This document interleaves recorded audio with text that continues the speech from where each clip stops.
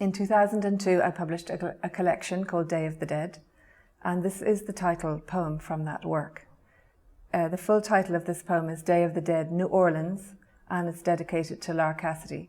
Lar Cassidy was literature officer for the Arts Council in Dublin for many years, and he died young of cancer, tragically young.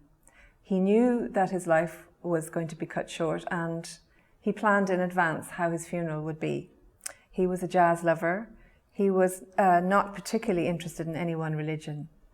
And so we had a funeral where there was a pint of Guinness and a black fedora and a copy of the Irish Times on his coffin. And afterwards, a big party with the samba band and whiskey and fruitcake and poetry, all as he wanted. Shortly after that, I was giving a reading tour in America, and I happened to be in New Orleans, and they were telling me, my hosts were telling me about the funeral rituals in New Orleans, and I got a sense of the jazz in the city and the sort of multi-religious atmosphere was everywhere. And I thought of Lar, how he would have loved it. Day of the Dead, New Orleans. You would have loved one last night of the syncopated funky butt, with Big Al rolling his great luscious voice out of the massive black mountain of his chest.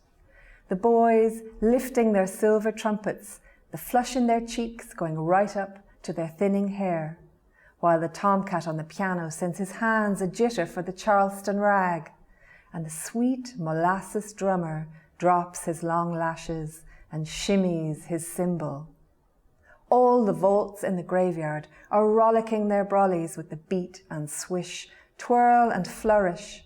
In the voodoo haunt on Bourbon Street, the Obeah woman's hair stands up with the tongues of serpents. The clay ladies open their legs and little heads peek out. Even Christ on his crucifix has all the time in the world for Dixie.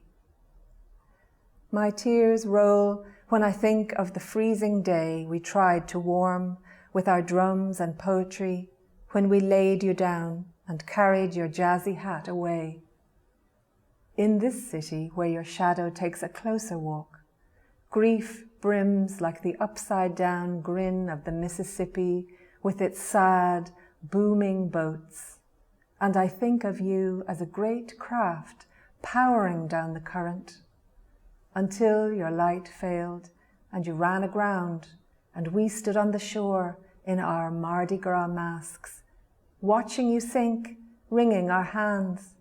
And in your big marshmallow and sweet potato voice you said, "Laissez le bon temps rouler, laissez le bon temps rouler, let the good times roll."